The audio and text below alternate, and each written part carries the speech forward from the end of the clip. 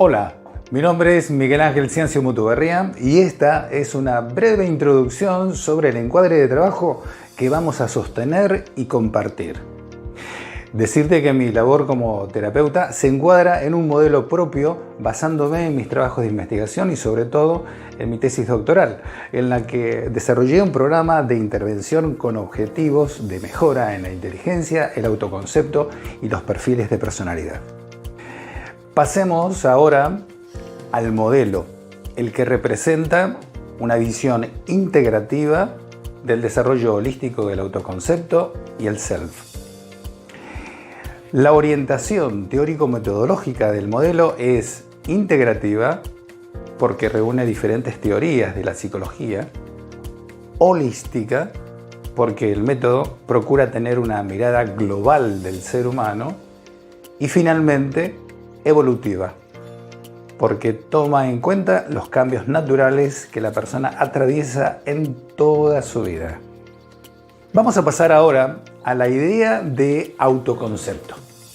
¿Qué es la idea de autoconcepto? Esta sería una imagen que tengo sobre mí mismo. Una serie de imágenes de lo que fui, de lo que soy y de lo que posiblemente a futuro seré. Se lo podría comparar con un espejo imaginario sobre mí. De las cosas que recuerdo, percibo, siento sobre mí mismo. Así me puedo ver más o menos atractivo, sociable, sumiso, extrovertido, introvertido, dominante, alegre, triste, competente, complicado, poco valioso y un largo etcétera. Pasemos por un momento a revisar algunas de las escuelas o corrientes en psicología de las cuales el método se nutre. Por eso es integrativo. Estas son la funcionalista, la gestáltica, el psicoanálisis, la junguiana, la humanista, la cognitivo-conductual comportamental, la sistémico-familiar, entre otras. Toda intervención tiene que ser precedida de una evaluación completa y diseñada para cada consultante. ¿Para qué? Para poder contar con una información valiosa en relación a lo que te ocurre. Para ello, el modelo en evaluación utiliza tanto pruebas proyectivas como psicométricas. Presentado lo básico, te voy a sugerir entonces recordar a dos personas que fueron significativas, cada una en su disciplina. La primera es Carl Sagan. Por si no lo conoces, fue un astrónomo brillante, un divulgador, comunicador e investigador de la ciencia más carismático del siglo XX. Tomemos de él solamente un pensamiento, una frase.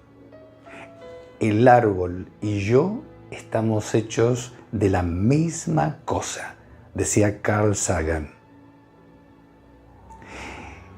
¿Qué tal si vemos ese árbol? Si esto es así, ¿qué tal si lo vemos? Si hacemos un corte imaginario, transversal del tronco, vamos a ver anillos.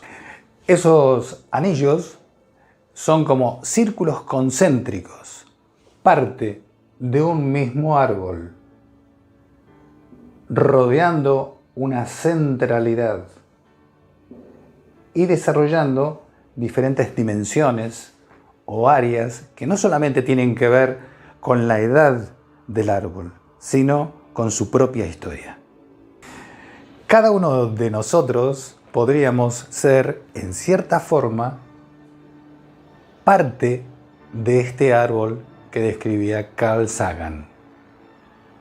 La segunda persona que quiero presentarte es William James, filósofo y psicólogo, profesor de la Universidad de Harvard, considerado como uno de los padres de la psicología científica. Él sostenía que hay un mí que, en nuestro ejemplo, podría equivaler a esos círculos concéntricos del corte horizontal del árbol.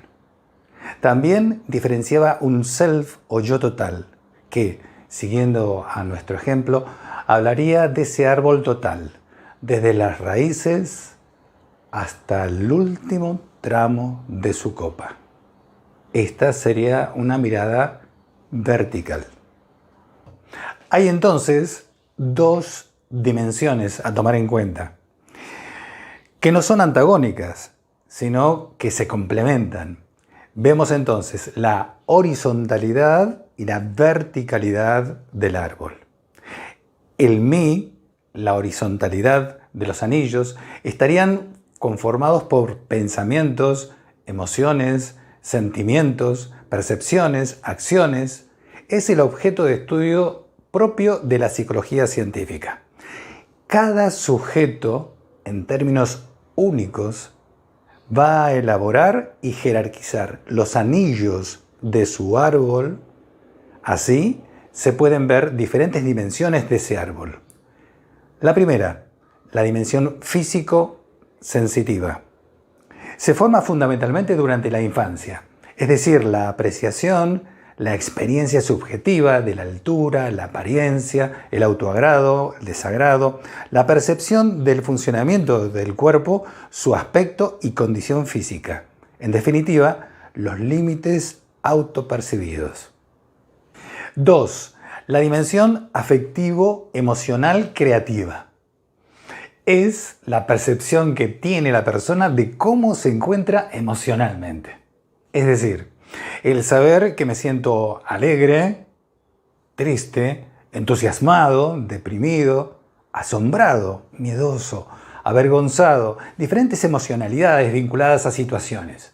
Incluye también en este área la autopercepción creativa, es decir, cómo me observo para dar respuestas a situaciones nuevas, manejando con mayor o menor creatividad los afectos, mis afectos, que me atraviesan en relación a mí mismo, a mí misma y con los demás. La dimensión cognitivo-ideativa hace referencia a la autoimagen, es decir, lo que pienso sobre mí en sentido dinámico. Sugiere todo lo que la persona cree poseer, aspira o desea llegar a ser, es decir, el ideal del yo.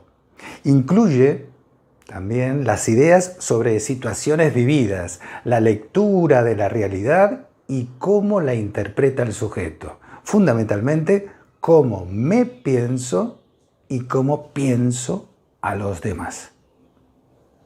4. La dimensión familiar intergeneracional. Es la percepción de pertenencia y de participación en una familia. Padre, madre, presentes, ausentes. La idealización de alguno de ellos o no. La valorización o desvalorización autopercibida. La búsqueda de parejas a través de vínculos de origen, lo no dicho, los secretos. ¿Cómo me veo formar parte de un grupo familiar de origen y de qué forma? ¿Qué lugar ocupo en él? ¿Cómo me pienso y cómo me siento? A veces de forma consciente, a veces de forma inconsciente. A esta dimensión se le agrega la intergeneracional, con todas sus percepciones sobre los mandatos, deseos que van de generación en generación. La imagen de victimario, de víctima, de salvador, entre otras. 5. La dimensión académico-laboral. Es la percepción que la persona se hace sobre el grado de desempeño y satisfacción en su rol laboral. Las cualidades que identifica en él, en ella. Estas pueden ser inteligencia, capacidades, aceptación, reconocimiento propio y la percepción de los demás, la sensación del liderazgo o lo contrario, entre otras. 6. Y por último, la dimensión social, que es la percepción subjetiva de su lugar social, si se ve aceptado o aceptada en su red social, su facultad o dificultad en mantener esta red, Habla también de la necesidad de agradar, de pertenecer y de ser aceptado o aceptada. Conseguir notoriedad o no, prestigio, respeto, afectos. Numerosos autores desarrollaron en sus teorías diferentes dimensiones del autoconcepto. Entre ellos, Le Cuyère, Gordon, Allport, Combs, Roger. Por otra parte, se encuentra el self, el sí mismo o total, la verticalidad, la altura del árbol. Según James, lo forman los aspectos más sutiles y trascendentes. Desde cierta altura se podría ver imaginariamente los anillos que componen ese árbol. Esta verticalidad estaría dada por el esfuerzo consciente, la atención relajada, la aceptación de los hechos, las convicciones íntimas y permanentes, la ética, la aptitud de dar sentido a la propia vida a partir del autoconocimiento y la toma de decisiones para un desarrollo pleno. La verticalidad es algo así como el desarrollo de la conciencia, el self íntimo, interno. Cabe preguntarse entonces, ¿qué es la conciencia? La conciencia es un fenómeno vertical. En ese sentido, no es algo mental.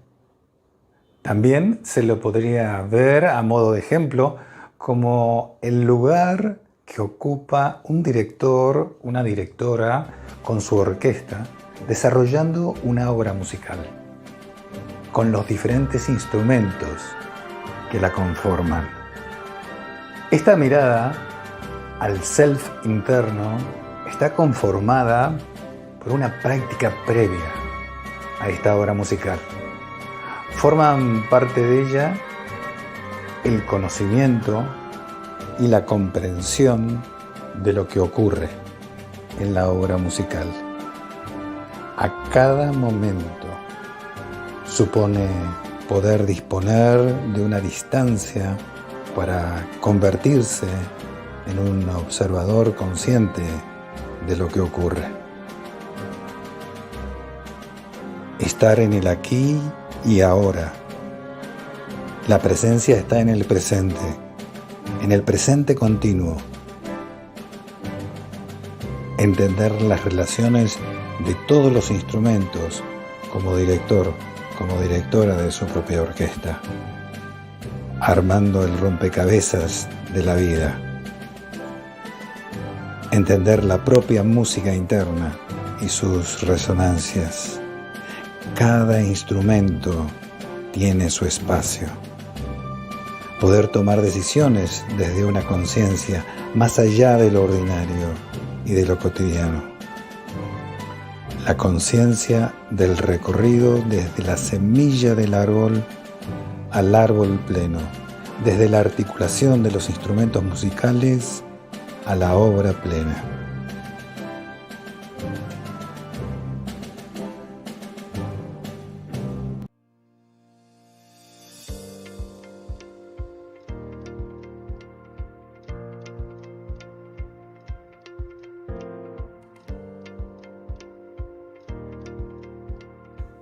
En palabras de Abraham Maslow, uno de los fundadores de la psicología humanista, el desarrollo de la conciencia desnuda, este self, esta necesidad orientada a calmar la sed y el hambre de la autorrealización, actualización y transformación personal, está siempre dirigida hacia la salud mental.